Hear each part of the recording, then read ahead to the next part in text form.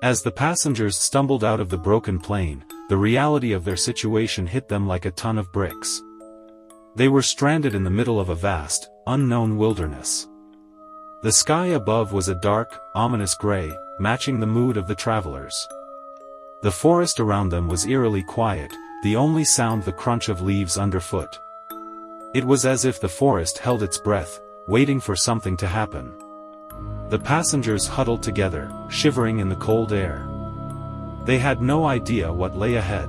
The flight had started like any other, passengers settled in for what was supposed to be a routine journey. But fate had other plans. The plane hit turbulence unexpectedly, tossing everyone around like rag dolls. Panic ensued as the aircraft struggled, eventually crashing through the dense canopy of trees.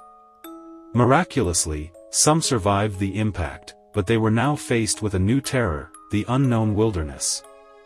Among the survivors were Sarah and Mark, strangers thrown together by circumstance.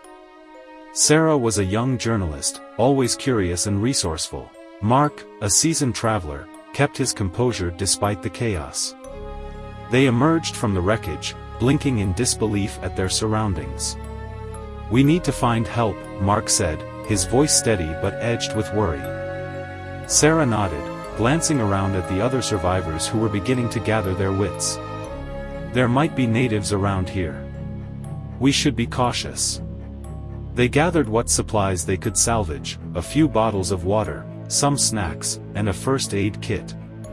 Sarah took charge, organizing the group into a makeshift search party. They set off into the forest, hoping to find a way out or encounter someone who could guide them to safety. Hours passed with no sign of civilization. The forest seemed to stretch on endlessly, with no paths or roads in sight. Fear gnawed at them as twilight descended, casting long shadows among the trees. Suddenly, they heard rustling in the bushes ahead. Everyone froze, hearts pounding in their chests. Out of the foliage emerged figures, silhouetted against the fading light. They were natives, dressed in tattered clothing, their faces painted with intricate patterns. The leader of the group stepped forward, speaking in a language none of the survivors understood. Sarah attempted to communicate through gestures, hoping to convey their plight. The natives exchanged wary glances but did not seem hostile. Instead, they motioned for the survivors to follow. With no other options, Sarah and Mark exchanged a glance and decided to trust the natives. They trekked deeper into the forest, guided by the silent figures. The terrain grew rougher, and the air grew colder. It was clear they were far from any known civilization. Eventually, they reached a clearing where a small village stood. The huts were made of woven branches and leaves, simple yet sturdy. Children peeked out curiously while elders observed the newcomers with solemn expressions. The natives provided food and warmth, their hospitality a stark contrast to the initial fear.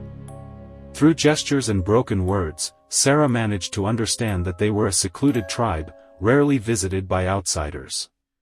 They lived off the land, hunting and gathering amidst the dense woods. As the night wore on, the survivors gathered around a crackling fire, sharing stories of their lives. The natives spoke of ancient traditions and their deep connection to the forest. Sarah marveled at their resilience and wondered how different their lives were from her own bustling city existence. Days turned into weeks as the survivors integrated into the tribe's daily life. They learned survival skills, hunted with the men, and gathered herbs with the women. Sarah and Mark grew closer, their bond forged through shared adversity. But as time passed, a sense of melancholy settled over Sarah. She missed her old life, the comforts of home, the familiar faces. She knew they couldn't stay forever, yet leaving meant saying goodbye to newfound friends who had saved their lives.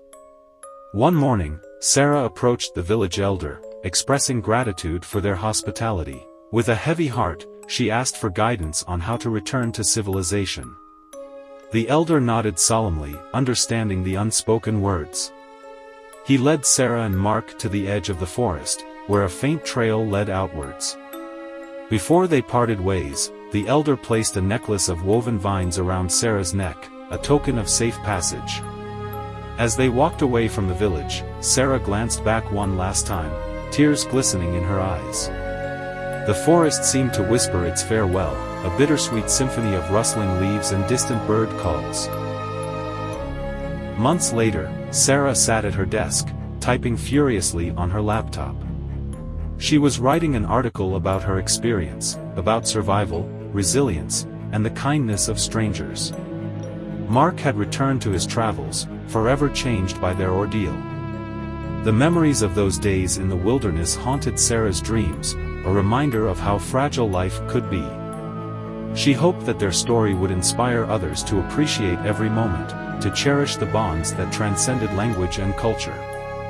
As she finished the article, Sarah smiled faintly, feeling a sense of closure. Their journey had been harrowing and heartbreaking, but it had also been a testament to the strength of the human spirit, a story of hope amidst darkness, of survival against all odds.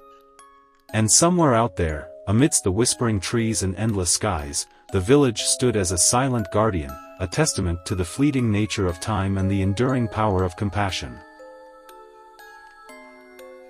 Please don't forget to like and subscribe.